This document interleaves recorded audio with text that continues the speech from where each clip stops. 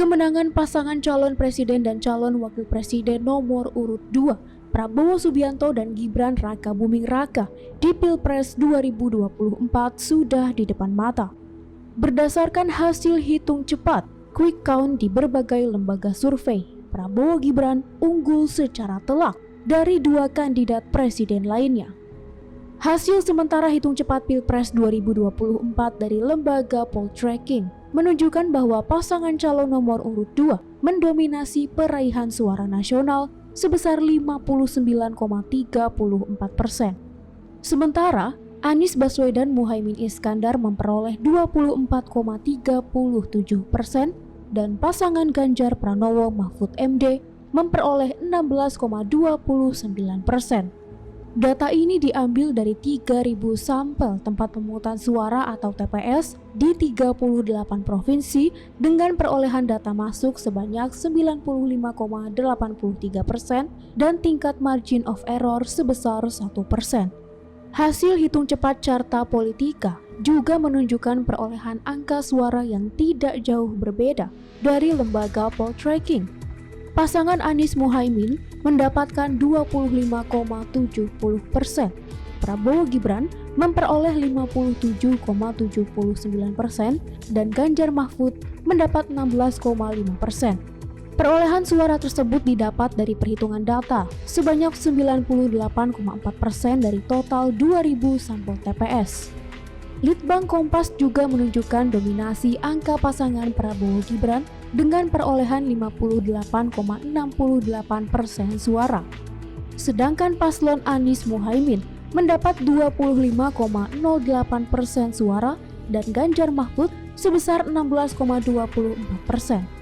Data tersebut didapat dari 88,55% sampel yang masuk dari 2.000 sampel TPS yang tersebar di 38 provinsi di Indonesia.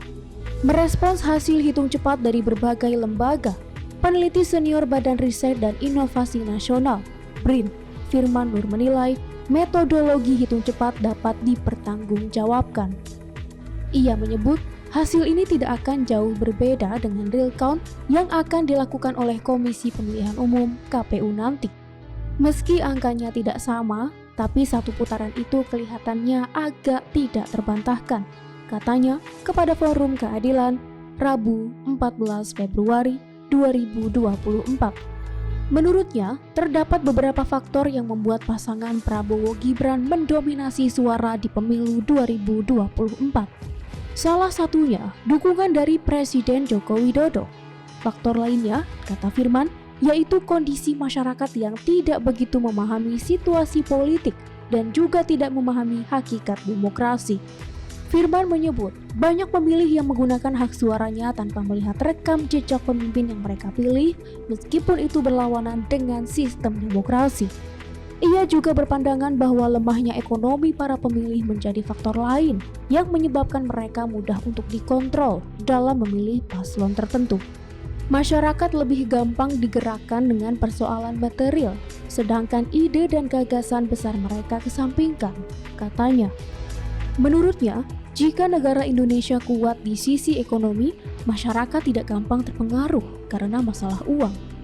Tetapi kenyataannya, masyarakat kita cukup susah ekonominya, sehingga kadang pendekatan uang lebih efektif, ujarnya. Dihubungi terpisah, pakar hukum tata negara Universitas Mula Warman, Herdiansyah Hamzah menilai quick count hanya salah satu metode verifikasi hasil pemilu. Hasil akhir yang real, kata dia, tetap berpatokan pada hasil hitung resmi KPU. Untuk melihat apakah Pilpres terjadi dalam satu ataupun dua putaran, kata dia, dapat mengacu pada ketentuan pasal 6A ayat 3 UUD 1945. Pertama, ialah mendapatkan suara lebih dari 50% dari total suara pemilu nasional. Syarat lainnya, pasangan Capres-Cawapres harus mendapatkan paling sedikit 20% suara di setiap provinsi yang tersebar di lebih dari setengah provinsi di Indonesia. Jadi kendatipun seorang capres memenangkan lebih dari 50% suara sah pemilu, tapi tidak memenuhi syarat penyebaran, maka tidak memenuhi syarat satu putaran, ucap pria yang akrab disapa Castro kepada Forum Keadilan Rabu 14 Februari. Melihat syarat yang kedua, Firman berpikir bahwa Prabowo Gibran berpotensi menang pada 20 provinsi karena basis pendukung Jokowi masih tetap memberikan pengaruh. Untuk diketahui, pada Pilpres 2014, Jokowi menang di 23 provinsi dan 2019 mendapat kemenangan di 21 provinsi. Jadi, peluang kemenangan di 20 provinsi itu masih bisa masuk, kata Firman. Firman mengungkapkan bahwa hal yang bisa dilakukan para pesaing Prabowo Gibran ialah mengajukan gugatan ke ranah hukum terkait masifnya potensi kecurangan pada Pilpres tahun ini.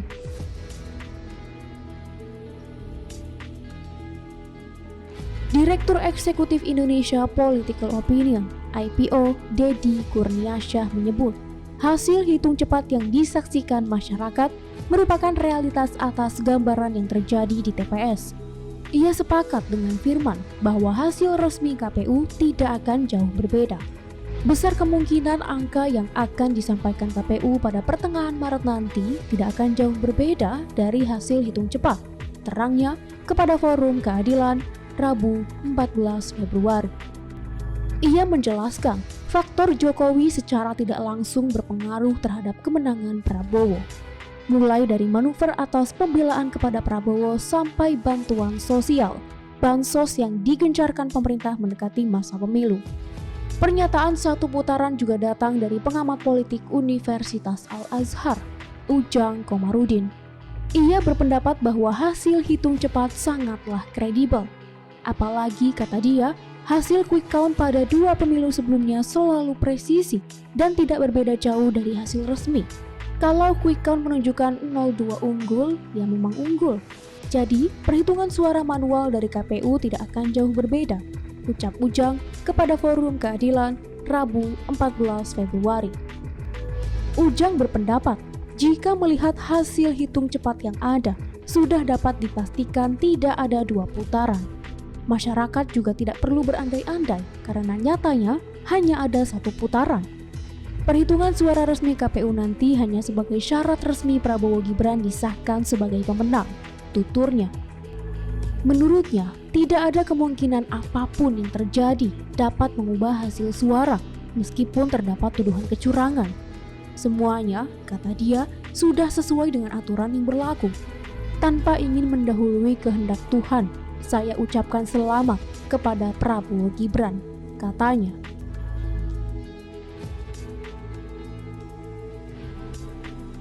Dewan Pakar Tim Kampanye Nasional TKN Prabowo Gibran, Mulya Amri, mengungkap bahwa selama beberapa pemilu terakhir, hasil hitung cepat memiliki hasil yang sama dengan hasil akhir KPU. Seperti diketahui, hitung cepat berbagai lembaga menunjukkan angka perolehan suara Prabowo Gibran di angka 57 hingga 59%. Kalau diambil di angka yang paling rendah, kata Amri, dengan pertimbangan margin of error sebesar 1%, angka tersebut masih terbilang aman. Melihat survei-survei ini sangat besar sekali bahwa pemilu kali ini adalah 1 putaran, katanya kepada Forum Keadilan Rabu 14 Februari. Meskipun kemenangan Prabowo Gibran sudah terlihat di depan mata, ia menyebut bahwa TKN akan tetap menunggu hasil akhir yang akan ditetapkan KPU. Hasilnya indisputable, tak terbantahkan, tidak bisa digugat karena kemenangannya sudah demikian tebalnya, ujarnya. Sementara itu, Dewan Pakar Tim Pemenangan Nasional Anies Mohaimin, Timnas Amin, Bambang Wijayanto menyebut terdapat sejumlah potensi kecurangan yang ditemukan dalam proses pelaksanaan pemilu 2024. Dia mencontohkan dengan bukti kertas suara yang sudah tercoblos di berbagai daerah seperti di Paniai, Papua Tengah, Bogor, dan juga Bekasi. Melihat hal itu, maka sebenarnya kami meragukan kalau ada salah satu pasangan calon yang mengklaim ini bisa dilakukan 1 putaran. Itu jauh dari situasi, dan kami meyakini kalau proses ini dilakukan secara jujur dan adil terjadi 2 putaran, ucap pria yang akrab disapa BW dalam keterangannya Rabu 14 Februari. Bambang menilai proses pemilu seharusnya berjalan 2 putaran jika hal ini dilangsungkan secara jujur, adil, dan terbuka.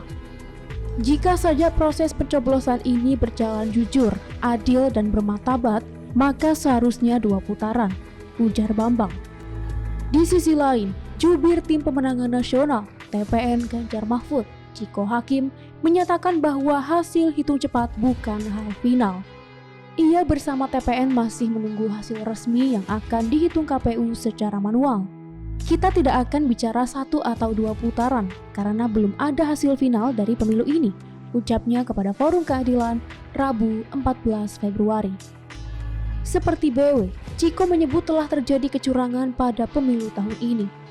Ia mencontohkan mulai dari banyaknya surat suara yang sudah tercoblos hingga jumlah daftar pemilih tetap atau DPT yang hadir ke TPS tidak sesuai dengan surat suara. Ia juga menyebut sejumlah kejanggalan dalam pemilu sudah terjadi bahkan sebelum pemilihan Capres-Cawapres.